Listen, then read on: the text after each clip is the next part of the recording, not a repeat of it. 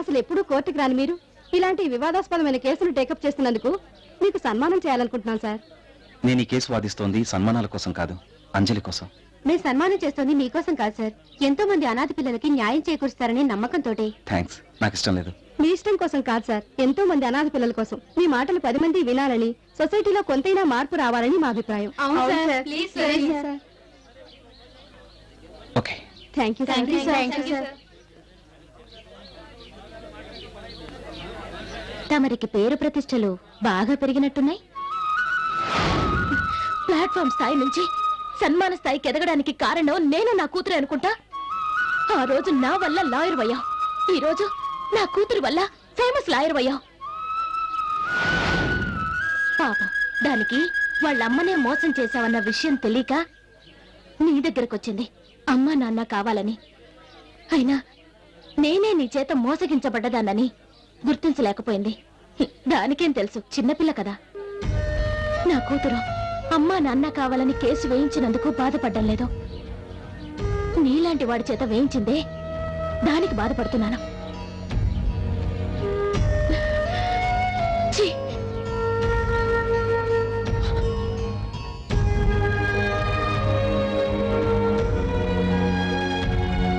ఏంట్రా దివ్య ఇష్టం వచ్చినట్టు మాట్లాడుతుంది? తనే జీవితంలో మోసపోయాను అనుకుంటుందా? అతని జీవితంలో మోసపోయింది నువ్వురా. ఇంకా అమ్మాయి అలా అవమానిస్తుంటే ఊరుకుంటావేంట్రా? లేదురా, ఇప్పుడే వెళ్ళి అమ్మాయికి నిజం చెప్పేస్తాను. ఆగరా, వెళ్ళి ఏం చెప్తావు? నేను మంచోడనా? రే, ఇప్పటికే తన భర్త వల్ల చాలా బాధలు పడుతుంది. అసలు విషయం తెలిస్తే ఇంకా బాధపడుతుంది. నేను మంచివాడిని అనిపించుకోవడం తను ఇంకా బాధ పెట్టవేరా. రే, తన దృష్టిలో నన్ను మోసగాడిగానే ఉండిపోయిరా. అది కాదురా. ప్లీజ్, ప్రేమించిన దివ్య నన్ను ఎలాగో అర్థం చేసుకోలేదు, ఫ్రెండ్గా నువ్వైనా అర్థం చేసుకోరా.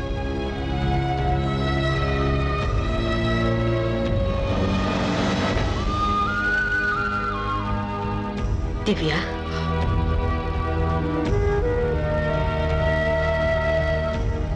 ఆంటీ మీరా? నేనెలా ఉన్నానో చూద్దామని వచ్చారా? అప్పుడు ప్రేమ పేరుతో మోసం చేశాడు, ఇప్పుడు కోర్టుకు లాగి అల్లరి పాలు చేస్తున్నాడు. వాడిప్పుడు అంతేనమ్మా, చెయ్యని నేరానికి శిక్ష అనుభవిస్తూ ఉంటాడు. అంటే? అవును, వాడు నేను ప్రేమించాడే కానీ మోసం చేయలేదు. మోసం చేసింది నేను. లేనిపోని అబద్ధాలు చెప్పి మిమ్మల్ని ఇద్దరిని దూరం చేసి తీరని ద్రోహం చేశాను. ఏంటంటే మీరనేది? మీ ఇద్దరిని విడదీయకపోతే నా కొడుకు ప్రాణాలు తీస్తానన్నాడు మీ నాన్న. కూతురి జీవితం కంటే మీ నాన్న పరువు ప్రతిష్టలే ముఖ్యం అనుకున్నారు, కానీ నా కొడుకు ప్రాణాలేనే ముఖ్యం అనుకున్నాను. అందుకే వాడు ప్రాణాలు కాపాడుకోవడం కోసం నా కొడుకు దుర్మార్గుడని నీతో చెప్పాను. కానీ ప్రేమే లేనప్పుడు ప్రాణం ఉన్నా లేకపోయినా ఒకటేనని నా కొడుకు అనుభవించిన నరకాన్ని చూసాక అర్థమైంది. నేను చేసిన మోసం వల్ల ఒకవైపు నీకు దూరం అయి బ్రతుకుతున్నాడు, మరోవైపు ఆయన వాళ్ళందరూ ఉండి కూడా అనాథలా బ్రతుకుతున్నాడు. వాడు తప్పేం లేదని నీకు తెలిస్తే నువ్వు బాధపడతావని నీ దృష్టిలో వాడు మోసగాడుగానే ఉండిపోయాడు, కానీ నిజం చెప్పలేదు. ఇంకా నువ్వు నా కొడుకును అవమానిస్తే నిన్ను ప్రేమించినందుకు వాడు భరిస్తాడేమో, కానీ తల్లిగా నేను మాత్రం చూస్తూ ఊరుకోలేను. అది చెప్పడానికి వచ్చాను.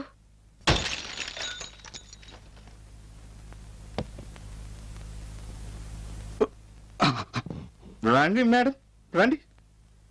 మీరు వస్తున్నారని పైకి లేచి నుంచుంటే కొంచెం బ్యాలెన్స్ తప్పింది. ఎందుకంటే ఇదిగో బ్యాలెన్స్ కూడా లేకుండా ఫుల్గా తాగేసాను. మీరు ఇంకా తిట్టాలనుకునే ఉంటే తిట్టేయండి. కమాన్, తిట్టండి. నన్ను క్షమించానని ఒక్క మాట చెప్పు వేడు. అప్పటి వరకు నేను లేవను. నువ్వేం తప్పు చేసావని నిన్ను క్షమించడానికి? నేను ఇంకొకరిని పెళ్లి చేసుకోవడం తప్పు కాదా? కాదు, కన్న వాళ్ళ ఆప్యాయతలు నిజం అనుకుని మనిద్దరం మోసపోయాం. నిజమే, నిన్ను అపార్థం చేసుకున్నందుకు దేవుడు నాకు మంచి శిక్ష విధించాడు. అలా మాట్లాడద్దు. ఇక నీ జీవితంలో ఏ సమస్యలు ఉండవు. హ్యాపీగానే ఉంటుంది. అవును, ఉంటుంది. నాకు నువ్వు సాయం చేస్తే. నేను సాయం చేస్తాను. అవును, నా భర్త నుండి నాకు విడాకులు ఇప్పించి నా బిడ్డను నాకు అప్పగించాలి. ఏంటి దివ్య? ప్రేమలో గెలవలేకపోయాను, భార్యగా ఓడిపోయాను. కనీసం తల్లిగానైనా నా బాధ్యతల్ని నిర్వర్తించాలనుకుంటున్నాను. నువ్వు మొట్టమొదటి కేసు గెలిచినప్పుడు నాకు మాటిచ్చావు. ఎప్పుడన్నా కోర్టుకొస్తే ఫ్రీగా వాదిస్తానన్నావు, గుర్తుందా? ఇప్పుడు నా తరపున వాదించు. నేను అడిగిన సాయం చేయి. నీకు చేతులెత్తి దండం పెడుతున్నాను.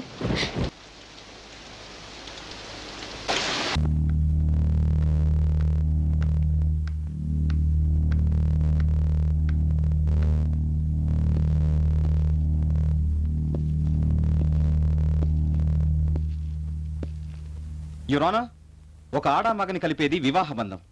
3 ముళ్ళు వేసేది భర్త అయితే ఆ 3 ముళ్లకు విలువనిచ్చి మంగళసూత్రాన్ని గుండెలపై ధరించేది భార్య. ఇద్దరిని కలపడానికి 2 ముళ్ళు చాలు. మరి ఆ 3వ ముడి ఎందుకు?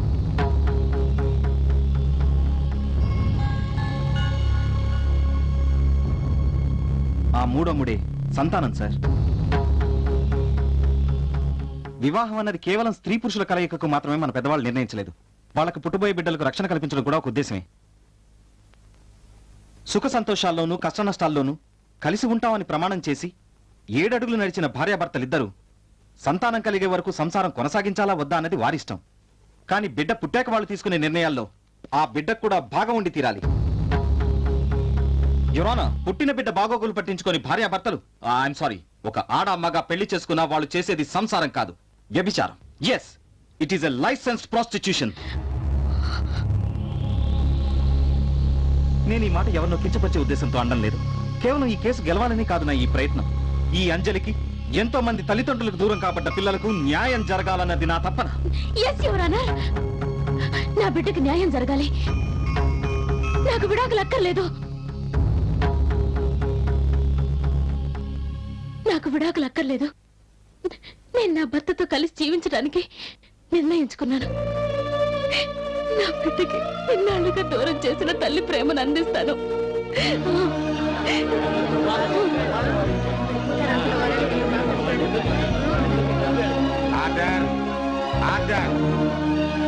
మిస్టర్ అమర్నాథ్, మీరు మీ భార్యతో కాపురం చేయడానికి అంగీకరిస్తున్నారు కాబట్టి. ఎక్స్క్యూజ్ మీ యువర్ ఆనర్, ఈ కేసుపై మీరు నిర్ణయం చెప్పే ముందు నాదో చిన్న రిక్వెస్ట్. ఎస్, భార్యాభర్తల అనుబంధం గురించి, పిల్లలపై తల్లిదండ్రుల బాధ్యత గురించి లాయర్ గారు తెగ సందేశాత్మకంగా మాట్లాడారు. I like it. But your honour, ఈ కేసుకి సంబంధించి లాయర్ గారిని కొన్ని ప్రశ్నలు అడగడానికి మీరు నాకు ఒక అవకాశం కల్పించండి ప్లీజ్. లాయర్ ని ప్రశ్నిస్తారా? You want to question the lawyer? ప్రశ్నలకి సమాధానం చెప్పేవాడికి ప్రశ్నలు అడిగే హక్కు లేదా యువర్ ఆనర్? అంజలి తరపున వాదించడానికి న్యాయవాదిగా వేణు వచ్చారు. నా భార్య విడాకుల కోసం మరో లాయర్ వచ్చారు. కానీ నా తరపున వాదించడానికి ఎవరూ లేరు. సో ప్లీజ్ యువర్ ఆనర్, ఈ న్యాయస్థానంలో నేను నా కోసం వాదించడానికి మీరు అవకాశం కల్పించాలి. Okay mister Venu. Yes your honour.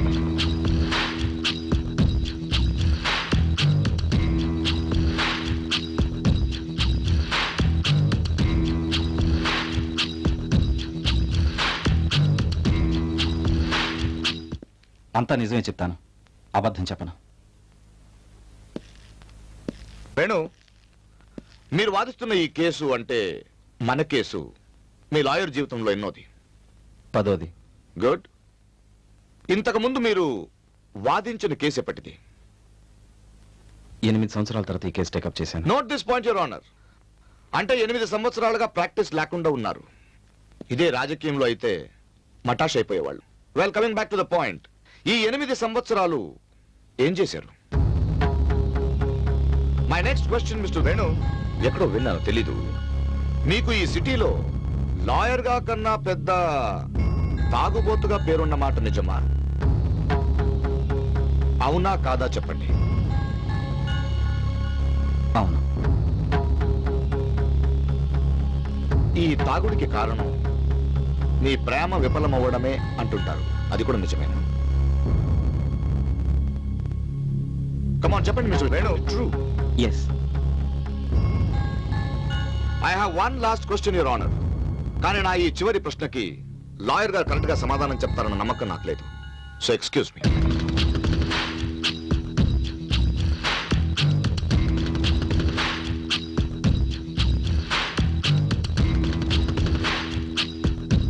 Your honour, కోర్టులో భగవద్గీత మీద ప్రమాణం చేయడం అంటే పుస్తకం మీద ప్రమాణం చేయడం కాదు, దేవుడి మీద ప్రమాణం చేయడం. పసిపిల్లల్ని దేవుడు సమానం అంటారు. సో లాయర్ గారు ఏ అంజలి కోసం పోరాడుతున్నారో ఆ అంజలి మీద ప్రమాణం చేసి నా చివరి ప్రశ్నకు సమాధానం చెప్పమని కోరుతున్నాను.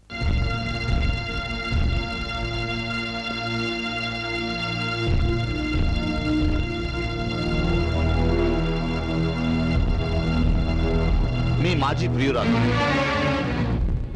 నా భార్య అనే విషయం నాకు ఇప్పుడే తెలిసింది. ఆ మాట నిజమేనా? Is it true Venu?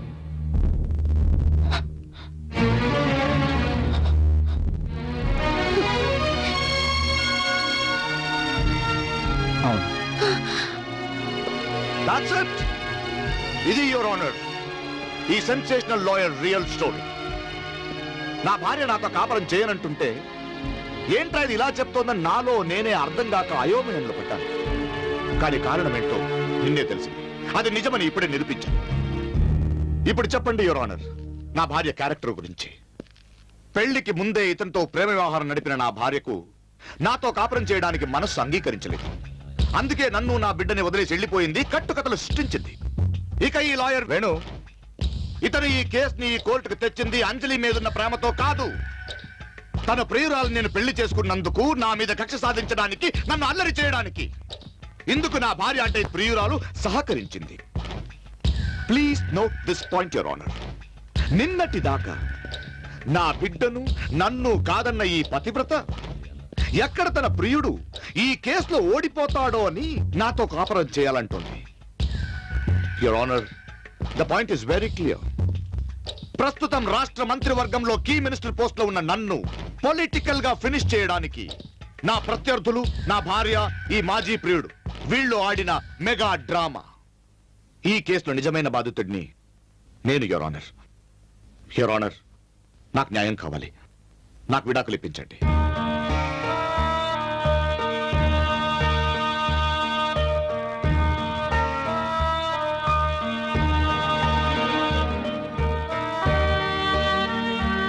The court is adjourned for tomorrow.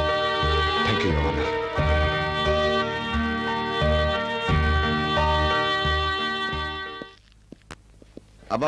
ఆగండి. మా జేసీ గారిని వెళ్ళనివ్వండి. ఫ్యామిలీ ఫిక్సింగ్ నేను టెన్షన్ పడుతుంటే మధ్యలో మీ గోలంటే ఆగండి. ఆపండి ఆపండి వెళ్ళండి. ప్లీజ్ ఆగండి.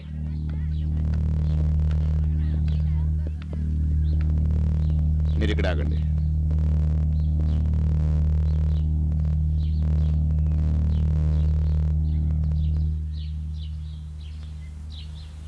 ఎలా ఉంది నా ఫినిషింగ్ టచ్? నువ్వు Indian penal code, Indian criminal code తెలిసిన లాయర్ మాత్రమే. కానీ నేను ఓట్ల బెగ్గింగ్ నుంచి రిగ్గింగ్ వరకు, రాజ్యాంగం మొదటి పేజ్ నుంచి చివరి పేజ్ వరకు పట్టి పట్టి కొత్త రాజ్యాంగం రాయడానికి తయారుగా ఉన్న పొలిటికల్ వాల్మీకిని. నీ ఆర్గ్యుమెంట్స్ ని, సెంటిమెంట్స్ ని నా రాజకీయ జ్ఞాన నేత్రంతో ఎలా బూడిద చేశామో చూసావుగా. ఇంకేముంది, ఇప్పుడు ఈ కేసులు కోర్టు ఎలాగో కొట్టేస్తుంది. మటాష్. అంతా నీ భ్రమ. ఇది అసెంబ్లీ కాదు ఆర్ఎండ్బి మంత్రి గారు.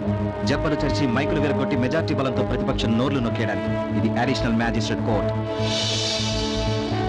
నీకు 5 ఏళ్లకు ఒకసారి ఎన్నికల్లో పోరాటం తెలుసు, కానీ మాకు ఇక్కడ ప్రతి క్షణం క్లయింట్స్ న్యాయం కోసం పోరాటం అలవాట. అంజలి కోసం ఆగాను, కానీ లేకపోతే నేను రోడ్లు భవనాల శాఖ నుండి రోడ్డు మీదకి లాగేయగలను. అవసరమైతే రాజకీయాలకే కాదు, జీవితంలో దేనికి పనికి రాకుండా చేయగలను. నువ్వు అది చేయగలవని నాకు తెలుసు. ఇప్పుడు కోర్టు వాయిదా వేసిందని నువ్వు ఇంటికి వెళ్ళి సెక్షన్లు బట్టి పడతావని కూడా నాకు తెలుసు. అందుకే నీ లైఫ్ జడ్జిమెంట్ నేనే డిసైడ్ చేశాను. ఇంకో 5 నిమిషాలు నువ్వు ఇక్కడ ఉంటే నీ మాజీ ప్రియురాలకు నువ్వు, నా మాజీ భార్యకు నేను శ్రద్ధాంజలి ఘటించి ఒక 2 నిమిషాలు మౌనం పాటించవచ్చు. ఏం లేదు, ప్రస్తుతం తన పాత ప్రేమ వ్యవహారం ప్రజలందరికీ తెలిసిపోయిందన్న బాధ తట్టుకోలేక అవమానంతో ఇదే కోర్ట్ బిల్డింగ్ పై నుంచి నా భార్య ఆత్మహత్య చేసుకోబోతోంది.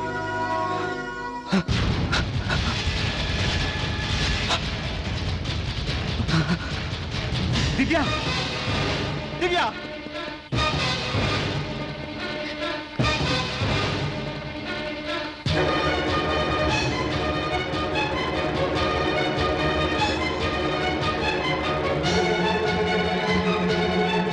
నన్ను అసహించుకున్నావు దివ్య.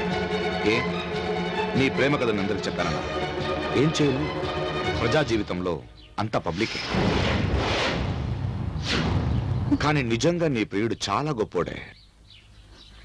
ఎందుకంటే ఈ కేసులో తను ఓడిపోయినా జీవితంలో నువ్వు ఓడిపోకూడదని, మీ ఇద్దరి మధ్య ప్రేమ తప్ప ఇంకేం లేదని జనాన్ని నమ్మించి నీ జీవితాన్ని నిలబెట్టడానికి ఇదే కోర్టు పైనుంచి దూకి ఆత్మహత్య చేసుకోబోతున్నాడు.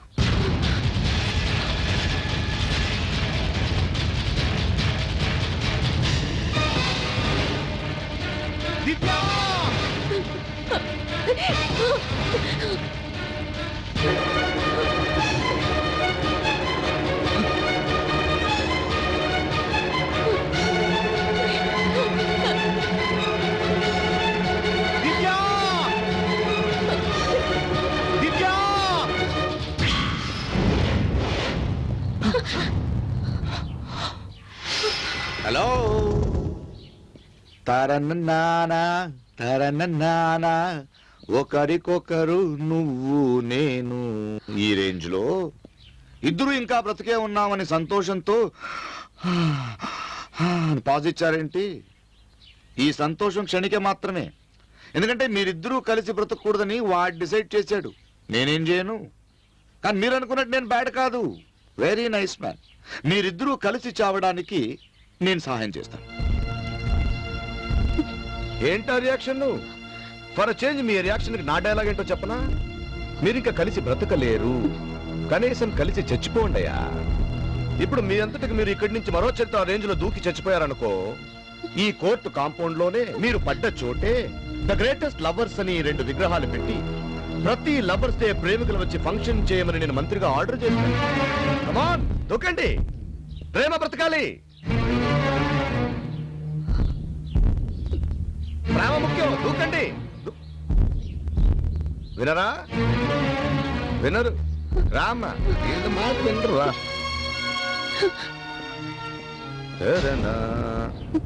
వినరా? అయితే ఇంత పెద్ద కేసుని ఇక్కడి దాకా తీసుకొచ్చిన ఈ ముద్దు పాప కీర్తి శేషరాలు అయిపోతుంది. అంజలి నేను చేయదు, కావాలంటే నేను దూకుతాను. హాయ్ బాబోయ్, ఇంత పెద్ద లాయర్వి అర్థం కావట్లేదండి నీకు? మనసంతా నువ్వే అనే రేంజ్ లో నా భార్య నీ పక్కన ఉంటే ఆమెను వదిలేసి వెళ్ళిపోతే ఎలాగా? మీరిద్దరూ కలిసి దూకితేనే నాకు లాభం. అదేంటా ఎక్స్ప్రెషన్? వీడెక్కడ మొగడండి అని చూస్తున్నారు. కొందరు మొగళ్ళు ఇలా ఉంటారు. మీరిద్దరూ కలిసి దూకితే జనాల్లో నాకు సింపతి పెరుగుతుంది, రాజకీయంలో నా ఇమేజ్ పైకి వెళుతుంది. డిసైడ్. I said decide. నేను దూకుతాను.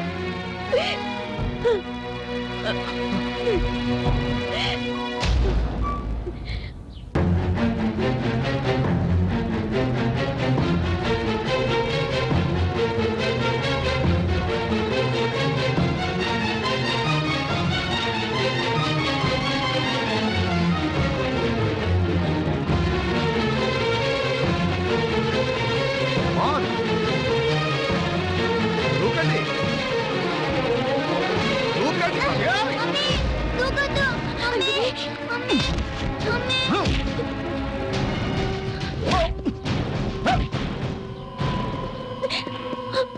ఏయ్, వద్దు, చెప్పేది విను. ఏయ్!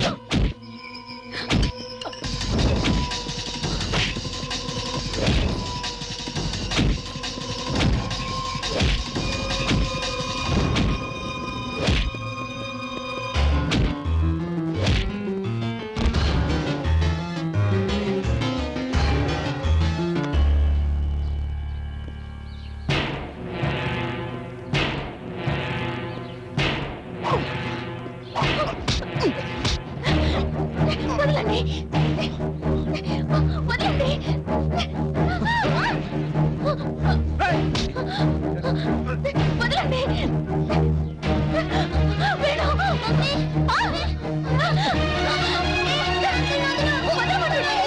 దివ్య దివ్య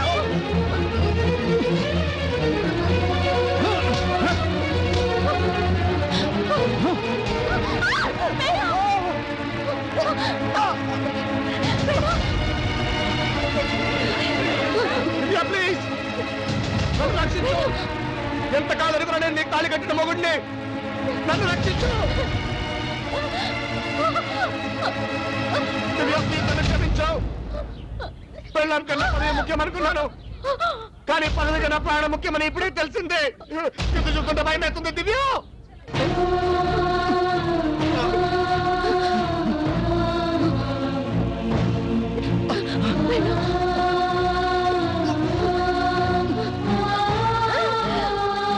థ్యాంక్ యూ దివ్య. పెళ్ళాం కొంగుల ప్రాణం కూడా కాపాడుతుందని తెలిస్తే థ్యాంక్ యూ వెరీ మచ్.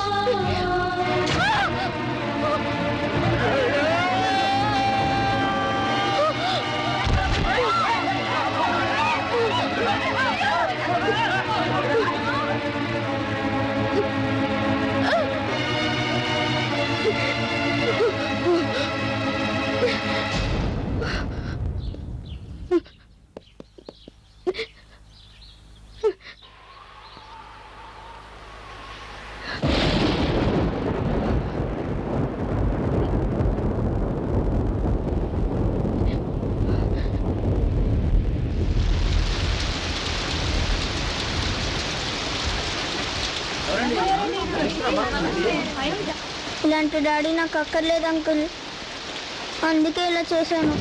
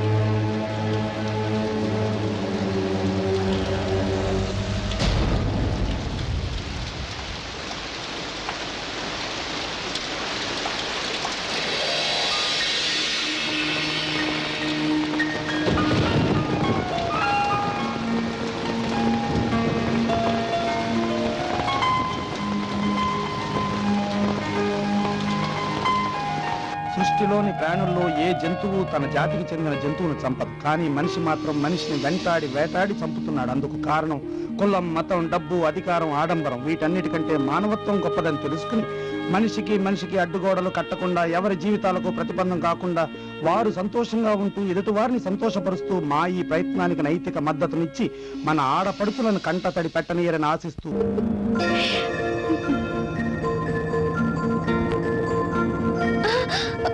ఏమండి, స్పీడ్ తగ్గించండి, కొంచెం మెల్లగా వెళ్దాం. లక్షలు పోసి కారు కొనేది స్పీడ్ గా వెళ్ళడానికి. స్లోగా వెళ్ళాలంటే ₹2 సిటీ బస్ వెళ్ళొచ్చు కదా.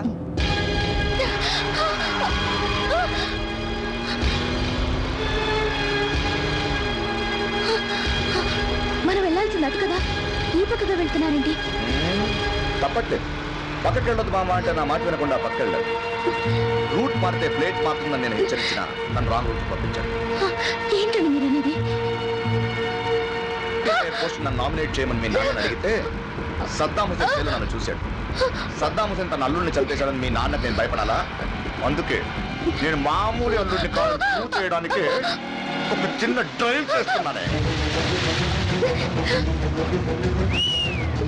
ఏంటా రియాక్షన్? నీ రియాక్షన్ డైలాగ్ ఏంటో చెప్పనా? శ్రీరామచంద్రుడు లాంటి భర్త ఇలా మారిపోయాడేంటా అనే కదా.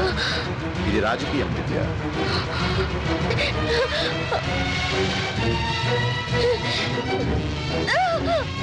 ఏంటి దివ్య, నొప్పులు ముళ్ళాయా?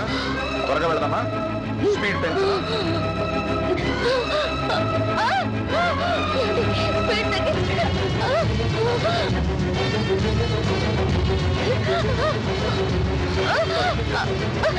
మీ మీ నాన్న అల్లుడిని రాజమార్గంలో వెళ్ళమన్నారు కానీ కబ్జా మార్గంలో వెళ్ళమంటున్నాడు.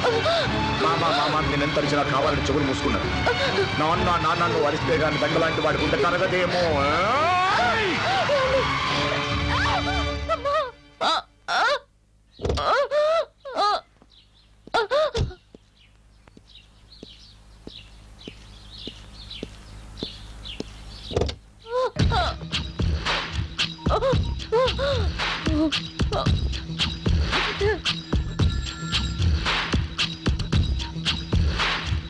హలో హలో మేయర్ మామగారు, మీ ముద్దులు అల్లుడిని మాట్లాడుతున్నాను. అడగకుండానే అన్ని ఇస్తారని మీ కూతురు మెళ్ళలో తాళి కట్టాను. అడక్క మేయర్ పదవి అడిగితే అడుక్కునే వాడికన్నా హీనంగా నన్ను చూసావు. సో కోపం వచ్చి నీ కూతురుని తీసుకుని రోడ్ల మీద రాళ్ల మధ్య 120 కిలోమీటర్లు వెళ్తుంటే దానికన్నా ఫాస్ట్ గా ఆమెకు నొప్పులు వచ్చాయి. వింటావా? హలో అమ్మా,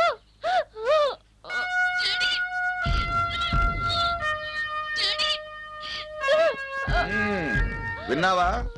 మేయర్ పదవి లేనప్పుడు నేను మెలకులు తిరిగానుగా, అలాగే నీ కూతురు పాపం ఇక్కడ మెలకులు తిరుగుతోంది. నువ్వు అక్కడ నా పేరు నామినేట్ చేసావనుకో, ఇక్కడ భద్రంగా హాస్పిటల్కి తీసుకెళ్తాను. నా మాటికి ఎదురు తిరిగావనుకో, ప్రసవం కష్టమైన నీ కూతురు, పుట్టడం కష్టమైన నీ మనవరాలు చచ్చి మార్చరీకి వెళ్తారు. పెద్దోడివి, అర్థం చేసుకో.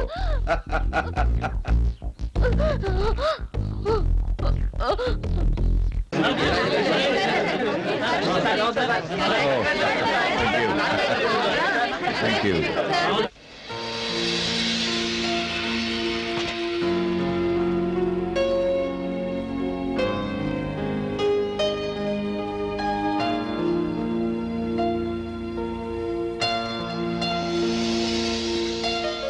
Hello Divya, good evening. కదలొద్దు, ఇప్పుడే ఆపరేషన్ అయింది. కానీ మంచి టైంలో ప్రసవించావు. పాప పుట్టింది, నాకు పదవి వచ్చింది. ఆ మూతొత్తులమూతు ఏంటి, పాపలో ఒక్క పోలిక కూడా నాది లేదే. It's okay. By the by, తల్లైన ఈ శుభ సందర్భంలో నా శుభాకాంక్షలు.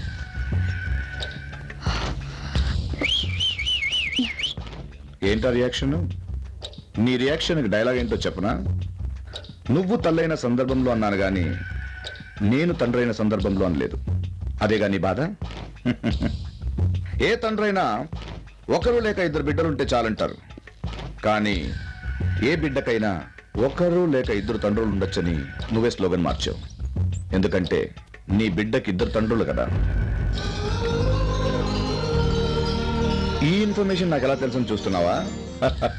అమెరికాలో చదువు కంప్లీట్ చేసి ఇండియాలో అడుగు పెట్టంగానే ఏ బిజినెస్ బాగుంటుందని ఎంక్వైరీ చేశాను. అన్ని బిజినెస్ లో పాలిటిక్సే సూపర్ బిజినెస్ అని చెప్పారు. సరే ట్రై చేద్దాం అనుకుంటున్నప్పుడు నా మేధస్సును చూసి మీ నాన్నగారు నన్ను అల్లుడిగా చేసుకున్నారు. కానీ పెళ్లికి ముందే నీకు ప్రేమ వ్యవహారం ఉందని నాకు తెలుసు. ఎందుకు తెలుసుకున్నాను అనుకుంటున్నావా?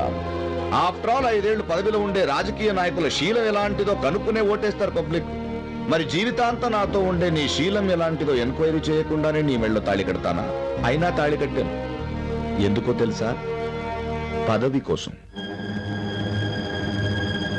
చూడు దివ్య, సెకండ్ హ్యాండ్ ఆడదాన్ని పెళ్లి చేసుకోవడానికి ఏ మగాడు ముందుకు రాడు. కానీ 100 మంది హ్యాండ్లో పడ్డ పదవి కోసం జనం క్యూలో నిలబడతారు. నేను నిలబడ్డాను. పసుపు తాడుతో వచ్చాను, పదవి సంపాదించాను. ఇక సంసారం అంటావా? మెజారిటీ లేని గవర్నమెంట్ లో ఎప్పుడైనా కూలిపోవచ్చు. I don't care. అంటే మీ స్వార్థం కోసం, అధికారం కోసం మా నాన్నకు ద్రోహం చేయడానికి నన్ను పావులా వాడుకున్నారా? చెప్పానుగా పాలిటిక్స్ అని. బాధపడకు. ఇన్ఫాక్ట్ ఈ పాపలో నా పోలిక ఒకటి. అకస్మాత్తుగా సిజేరియన్ చేసి బయట తీశారు కదా, నాకు కూడా పదవి అకస్మాత్తుగా వచ్చింది. ఈ దేశంలో సగం మంది రాజకీయ నాయకులు మాలాగే అకస్మాత్తుగా వచ్చిన caesarean babies. All the best.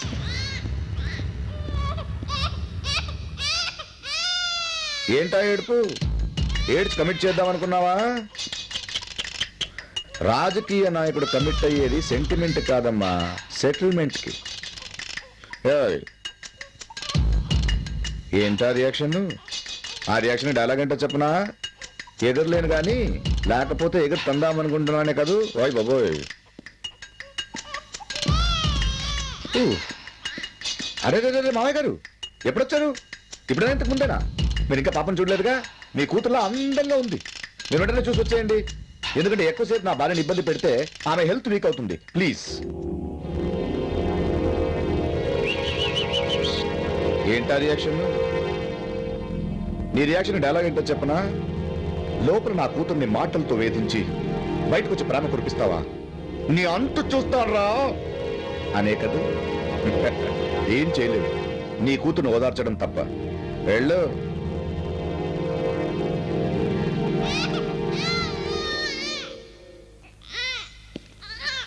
ఆ మూతలేరా చల్లపుతున్నమ్మమ్మతోరో ఏరా నాన్న గుక్క పెట్టి ఏడుస్తున్నావు? ఆకలిస్తుందా? అమ్మ నీకు పాలు ఇవ్వట్లేదా? ఏయ్ పాప ఏడు వినిపించట్లేదా? పాలు ఇవ్వకుండా ఆకలితో చంపేద్దామన్నా నీ పాలిటిక్స్? పుట్టగానే ఇద్దరు తండ్రులనే ముద్ర పడింది. ఇక ముందు అవమానాలు అపనిందలతో పెరిగే కంటే అది చచ్చిపోతేనే సుఖపడుతుంది. ఏంటి మైక్ లేకుండా ఉపన్యాసాలు చెప్తున్నావు? నా మీద ఉన్న సేడిజంతో నా బిడ్డను చంపేద్దాం అనుకుంటున్నావా? ముందు పాపకి పాలివ్వు. ఇవ్వే.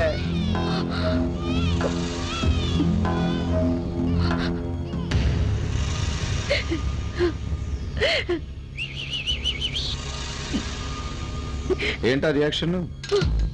నీ రియాక్షన్ డైలాగ్ ఏంటో చెప్పనా? పొద్దున్నేమో హాస్పిటల్లో ఈ బిడ్డకు నేను తండ్రి కాదన్నాడు, ఇప్పుడేమో ఇది నా బిడ్డ అంటున్నాడు. ఏంటో అనే కదా. చూడు, ఓ ప్రాజెక్ట్ ఓ లీడరు ఫౌండేషన్ స్టోన్ వేస్తాడు. ఆ తర్వాత ఆ గవర్నమెంట్ మారి ఇంకో లీడర్ ఆధ్వర్యంలో ఆ ప్రాజెక్ట్ పూర్తవుతుంది. ఇప్పుడు ఆ ప్రాజెక్ట్ ఫౌండేషన్ స్టోన్ వేసిన వాడిదా, దాన్ని పూర్తి చేసిన వాడిదా అంటే ఎలా సమాధానం లేదో అలాగా ఈ బిడ్డకి తండ్రి ఎవరంటే సమాధానం లేదు, రాదు. పెళ్ళైతే భార్యాభర్తలు అయినట్టు కాదు, మనసిచ్చినప్పుడే భార్యాభర్తలు అయినట్టు మీ ప్రేమికులు అనుకుంటుంటారు కదూ. అలాగా మనసు వాడికి శరీరం నాకు, పదవి వాడిది ప్రమాణం స్వీకారం నాదంటే నేను ఎలా ఒప్పుకుంటాను? హలో, లీగలీ ఇది నా బిడ్డే, బట్ ఇల్లీగల్ గా ఇది వాడి బిడ్డ. సో అవసరమైతే ఇది నా బిడ్డే అంటాను, ఆవేశం వస్తే తండ్రినే మార్చేస్తాను. ఏమంటావు? మళ్ళీ రియాక్షనా? దీనికి డైలాగ్ ఏంటో చెప్పనా?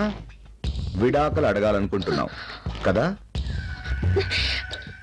నీలాంటి వాడితో కాపురం చేసే బదులు విడాకులు తీసుకొని వెళ్ళిపోవడమే మంచిది. అమ్మమ్మమ్మమ్మమ్మ, అంత సీన్ లేదు తల్లి. నువ్వు విడాకులు తీసుకొని బయటకు వెళ్ళి పదవి కాజేశాక మాజీ మేయర్ కూతుర్ని వదిలేశాడన్న అన్పాపులర్ చేద్దాం అనుకుంటున్నావా? నువ్వు చేసినా పర్వాలేదు, నాకేం భయం లేదు. కానీ నువ్వు అపోజిషన్ పార్టీలో చేరి నాకే ఎదురుగా నిలబడ్డావనుకో, నీడలేని ఆడది, మొగుడు వదిలేసిన ఆడది అని బ్యానర్లు కట్టి సింపతి కొట్టేస్తే నాకు డిపాజిట్ కూడా మిగలదు. నేను అలాంటి దాన్ని కాదు.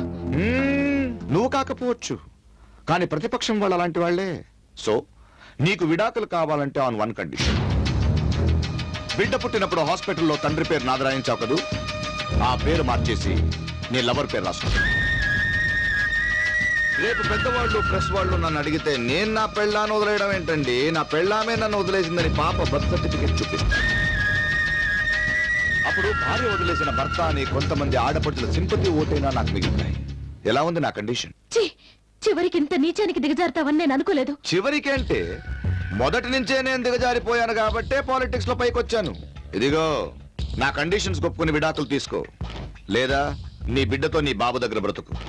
సొసైటీ దృష్టిలో నేను నువ్వు భార్య భర్తలు కావచ్చు, కానీ ఈ క్షణం నుంచి నాకు నీకు ఎలాంటి సంబంధం లేదు. That's it.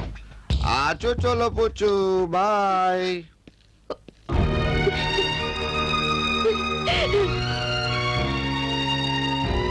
దీనికి అమ్మా నాన్న చనిపోయారని చెప్పు. ఏంటమ్మా మాటలు? తల్లిదండ్రులు లేని బిడ్డ మీద అందరూ జాలి చూపిస్తారు. అది తండ్రి లేని బిడ్డ అయితే చులకనగా చూస్తారు, ఎగతాళిగా నవ్వుతారు. అందరూ నా బిడ్డ మీద జాలి చూపించినా భరించగలను, కానీ చులకనగా చూస్తే మాత్రం తట్టుకోలేను. అందుకే నా బిడ్డని నువ్వే పెంచమన్నా. అంటే తల్లి ప్రేమే కాదు, తల్లి పాలన కూడా ఈ పసిబిడ్డకు దూరం చేస్తావా? పాలు లేకపోతే పోత పాలు తీసుకురావచ్చు, కానీ నాన్నేడి అని అడిగితే నేను ఇంకొక నాన్నని తీసుకురాలేను కదా నాన్న. అందుకే వదిలి వెళ్ళిపోతున్నాను.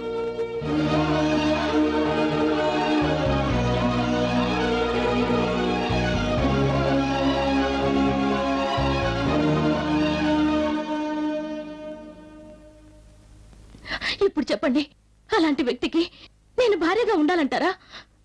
అలాంటి తండ్రి నా బిడ్డకు అవసరం అంటారా? ఏదేమైనా నువ్వు చేసింది పొరపాటే. సొసైటీ గురించి ఆలోచించి పసిబిడ్డను వదిలి వెళ్లడం తప్పు కాదా? ఉదయాన్నే లేచిన దగ్గర నుంచి సొసైటీ మీద ఆధారపడాలి, సొసైటీ మధ్య బతకాలి. అటువంటప్పుడు సొసైటీ గురించి ఆలోచించకుండా ఎలా ఉంటాం మేడం? కొన్ని మాటలు స్టేట్మెంట్స్ వరకే బాగుంటాయి, కానీ అవి జీవితాలకి వర్తించవు. నేను చేసింది కరెక్టేనని నా నమ్మకం. ఎవరెంత చెప్పినా అతనితో కాపురం చేయడానికి నా అంతరాత్మ ఒప్పుకోవడం లేదు.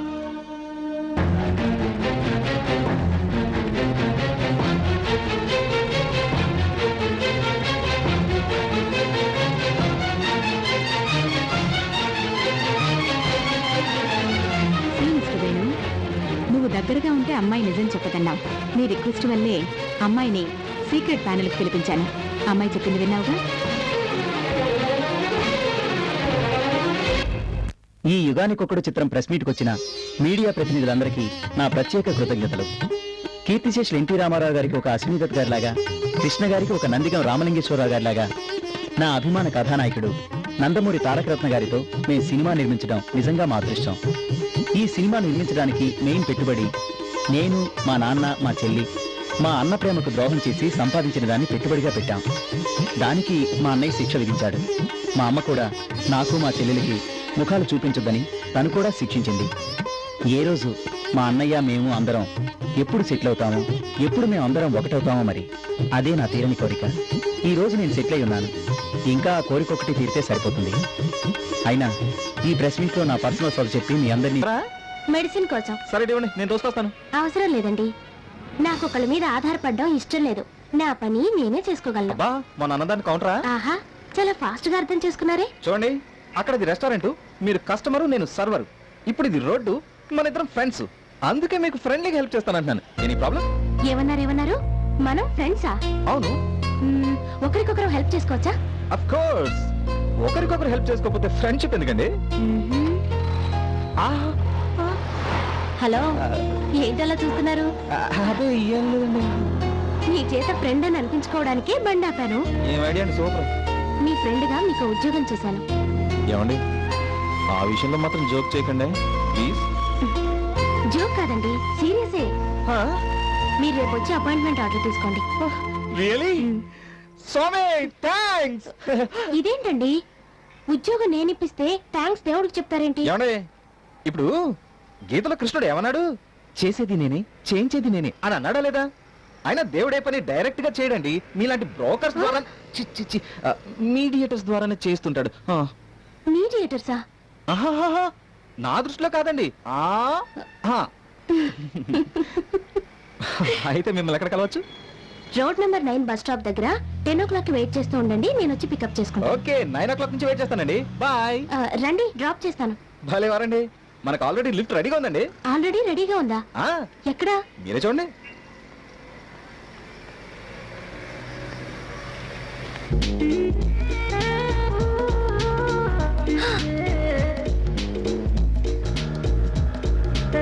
Sir lift, sir please lift. కొంచెం బీచ్ రోడ్లో దిగుతారా? ఎక్కండి.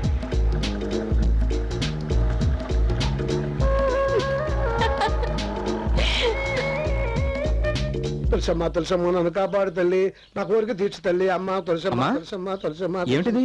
ఎప్పుడు లేని నాన్న కూడా నీతో కలిసి తులసి పూజ చేస్తున్నాడు. ఇది తులసి పూజ కాదురా, అమ్మ పూజ. అమ్మ పూజ? అవునరా, నాకు అర్జెంట్ గా 50 రూపాయలు కావాలి. అందుకే అమ్మ తులసి చుట్టూ తిరుగుతుంటే నేను మీ అమ్మ చుట్టూ తిరుగుతున్నా. నా చుట్టూ మీరు ఎన్నిసార్లు తిరిగినా ఏం ప్రయోజనం? అంత మాటకే. నాకు కూడా కొంచెం డబ్బు కావాలి. డబ్బా? అవునమ్మా, చాలా అవసరం. ఎప్పుడు వీడే ఇచ్చేవాడు. దేవుడు వచ్చి పూజాన్ని డబ్బు అడిగినట్టు నువ్వు డబ్బు అడుగుతున్నావేంట్రా? అయినా ఉండి చూస్తాను. నువ్వేంటా నా కాంపిటీషన్ వచ్చావు? 2 రోజుల నుంచి మందు దాకా నా లెవెల్ షోర్ అయిపోతుంది. చూడు ఎలా షింక్ అయిపోతున్నాను. దయచేసి నా ఫైనాన్స్ మ్యాటర్ అడ్డు రాకు. నువ్వు పెద్ద ఫైనాన్స్ మినిస్టర్, నేను నీకు అడ్డు వస్తున్నా. వీడు అడిగినప్పుడే డబ్బు ఉండదు. ఎంత ఉంటే అంతే, ఎంత ఇచ్చినా అడ్జస్ట్ చేసుకుంటా. మీకేం ఇవ్వటలేదు, మీరు ఊరుకోండి. ఒరే 10 రూపాయలే ఉన్నాయిరా. ఏం భార్య నువ్వు, పేరుకు లక్ష్మి. నీ పరిపాలనలో ఈ మిడిల్ క్లాస్ హౌస్ కి 10 రూపాయలు కూడా తిప్పలేదు. ఒక్కొక్కప్పుడు కోటీశ్వరులు కూడా ఇలాంటి పరిస్థితి తప్పదు, మీరు ఊరుకోండి. అయినా ఇప్పుడు నీకు డబ్బు ఎందుకురా? అదేనమ్మా, దివ్య అనే అమ్మాయి పరిచయం అయింది కదా, తను నాకు ఉద్యోగం ఇప్పిస్తాను రమ్మని చెప్పింది. కనీసం ఆ అమ్మాయిని హోటల్కి తీసుకెళ్లి కాఫీని ఆఫర్ చేయాలి కదా. ఆఖరి నువ్వు కూడా నాలాగా వారదాని హ్యాండ్ ఓవర్లోకి వెళ్ళిపోతున్నారా? అంటే ఓ ఆరు ఉద్యోగం ఇప్పిస్తే చేయడానికి పౌరుషం లేదు. అంత మాట అనుకు, నేను నీ కొడుకునే కదా. శభాష్. నీలాగా నాకు పౌరుషం లేదు. Very good very good. అదిగో పద్మ వచ్చేసింది. పద్మ పద్మ నీ దగ్గర డబ్బులు ఏమైనా ఉన్నాయా? ఒక 50 రూపాయలు ఇటు అడ్జస్ట్ అయిపోతాను. మీరు తప్పకోండి. పద్మ అన్నయ్య కోసం అమ్మా. అన్నయ్య కోసమా? అవునమ్మా, పాపం అవసరం ఉండి అడిగాడు. నా దగ్గర 10 రూపాయలే ఉన్నాయి. అయితే ఆ 10 రూపాయలు ఇటువు. ఏంటే నువ్వు కూడా వాళ్ళగా కాంపిటీషన్ వస్తున్నావు? కాదు, ఈ 10 రూపాయలతో అన్నయ్య ప్రాబ్లం సాల్వ్ చేస్తా. అన్నయ్య నువ్వు నాతో రా. ఇప్పుడెక్కడికి? రా అన్నయ్య చెప్తాను. అరే ఎక్కడికంటే నేను చెప్తా కదా. చెప్పండి. సర్దను రెడీగా ఉంది రండి. సర్దన్నం. ఆఖరికి ఇంట్లో నా విలువ సర్దనానికి పడిపోయింది. చెప్తే అర్థం కదా. స్కీముల షాప్ ఫోన్ చేసి స్కాలర్షిప్ అడుగుతావేట? నువ్వు స్టూడెంట్ అయితే ఎవరు కావాలి? ఇదిగో ఫోన్ పెట్టావు. నాకు అసలే కస్టమర్స్ వచ్చారు. ఏంటి స్కీములు బాబాయ్? కొత్త స్కీమ్ ఏదో పెట్టావటగా? అవునమ్మా, ఏదైనా సరే 1 రూపీ ఇచ్చి తీసుకెళ్ళి. ఈ గల పెట్టుకున్నా బలివాడే వేణు, అన్ని విచిత్రంగా మాట్లాడతావే. చెప్పమ్మా, నీకేం కావాలి? లంచ్ తీసుకెళ్ళడానికి బాక్స్ ఉంది, నీళ్లు తీసుకెళ్ళడానికి బిందు ఉంది, పప్పు గరిట ఉంది, కూరకు తాకుంది. ఏమైనా తీసుకెళ్ళచ్చు. రోజుకు రూపాయి కడితే చాలు. నాకు ఈ బింది కావాలి. నేను అనుకుంటూనే ఉన్నానమ్మా. నీ selection నాకు తెలుసు కదా. డబ్బిస్తానని బిల్లుకుంటావేంటి? నీకు కావాల్సిన డబ్బేగా కాసేపు బాబాయ్ ఆ బింది ఇవ్వు. చూడమ్మా, దీని అసలు ధర 75 రూపాయలు. అడ్వాన్స్ గా 10 రూపాయలు కట్టాలి. రోజుకు రూపాయి చొప్పున 80 రోజులు కట్టాలి. కట్టకపోతే ఈ బిందె నీళ్లతో ఉన్నా, పాలతో ఉన్నా, మీ ఇంట్లో ఉన్నా, మీ పక్కింట్లో ఉన్నా బలవంతంగా తీసుకొచ్చారు. సరదాగా నల్ల బాబాయ్. అయినా కట్టకుండా నేనెందుకుంటాను? 1 మినిట్. ఇదిగోండి అడ్వాన్స్ 10 రూపాయలు. మిగిలింది ప్రతిరోజు మా అన్నయ్య కడతాడు. సరేనా? తీసుకెళ్ళమ్మా. పదన్నయ్య వెళ్దాం. రండమ్మా రండి. ఇదేమిటి ఎప్పుడు లేని వేళ నా షాప్కి వచ్చారు? ముందు కూర్చోండి. కూర్చోండి. కూర్చో. ఇంతకీ మ్యాటర్ ఏమిటో చెప్పండమ్మా. మీ దగ్గర సెకండ్ హ్యాండ్ బిందులు ఉంటాయి కదా, ఉన్నాయి. వాటి రేట్ ఎంతో కనుక్కుందామని. ఆ. ఇంటికి స్టీల్ రేట్ ఎలా ఉంది? అబ్బో, రోహిణి కార్తెండలా మండిపోతుంది. కాకపోతే మీకోసం తగ్గించి ఇస్తాను. ఏం కావాలో చెప్పండి. ఆ బిందె ఎంత ఉంటుంది?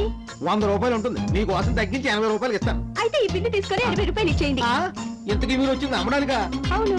మేము అమ్మడానికైతేనే అంత రేటు చెప్తాం. కొనడానికైతే ఆ రేట్ ఇవ్వం. అయితే ఎంత ఇస్తావు? 40 రూపాయలు ఇస్తాను.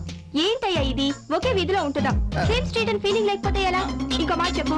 ఆఖరి మాట 50 రూపాయలు ఇస్తాను. ఇచ్చేయి. సరే ఇవ్వు. ఇదిగో రానయ్య, నువ్వు 25 అడిగావు, నేను 50 ఇచ్చాను. మన షాప్ వాడికి డబ్బులు కట్టాలి కదా. కట్టకపోతే బిందె ఎక్కడున్నా తీసుకుపోతా అన్నాడుగా, అక్కడి నుంచే తీసుకుపోతాడు. లా నేను చదివాను కానీ నువ్వు చదువుంటేనా? బిందులు మార్చినంత తెలియక తలకాయలు మార్చేసేదానివి. ఈ రోజుల్లో బతకాలంటే నీలా కాదు, ఆ. నాలా ఉండాలి.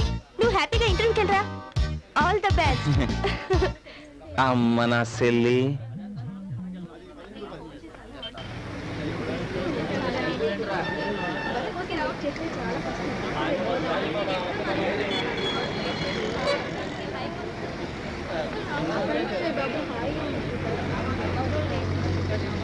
హలో, ఎవరి కోసం వెయిట్ చేస్తున్నారు? బాయ్ ఫ్రెండ్ కోసం. అతని కోసం మీరు వెయిట్ చేయడం ఏంటండి? అతనే వస్తాడు. ముందు మీరు ఇంటికి వెళ్ళండి. నేను వెళ్తే మిమ్మల్ని ఎవరు తీసుకెళ్లి ఉద్యోగం ఇప్పిస్తారు? ఓ సారీ అండి, నా కోసం వెయిట్ చేస్తున్నారు కదా. థ్యాంక్స్ అండి. కానీ నాకు చిన్న డౌట్. ఏంటది? ఉద్యోగం ఇప్పిస్తానని ఇంత సిన్సియర్గా టైంకి వచ్చేసారు. కొంపతీసి మీకు ఉద్యోగం ఇప్పించే ఏజెన్సీ ఉందా? నేను మీకు ఎలా కనిపిస్తున్నాను? చాలా అందంగా. అది కాదు నేను అడిగేది. నేను ఉద్యోగాలు ఇప్పించి కమిషన్లు కాజేసేదానిలా కనిపిస్తున్నానా? పొరపాటుగా మాట్లాడానా? సారీ, నీలా మాట్లాడే ఏ ఉద్యోగం రాకుండా చేసుకున్నాను. అయితే ఉద్యోగం వచ్చే వరకు ఏం మాట్లాడద్దు. Sure sure. అవును, ఇంతకీ మీరు ఏ ఉద్యోగం ఇప్పించాలనుకుంటున్నారు? మీరే ఉద్యోగం అయితే చేస్తారు? ఏమండే, మీరు ఏ ఉద్యోగం ఇప్పించినా చేస్తానండి. అయితే అడగడం ఎందుకు, నాతో రండి. పదండి. ఎక్స్ట్రాలు.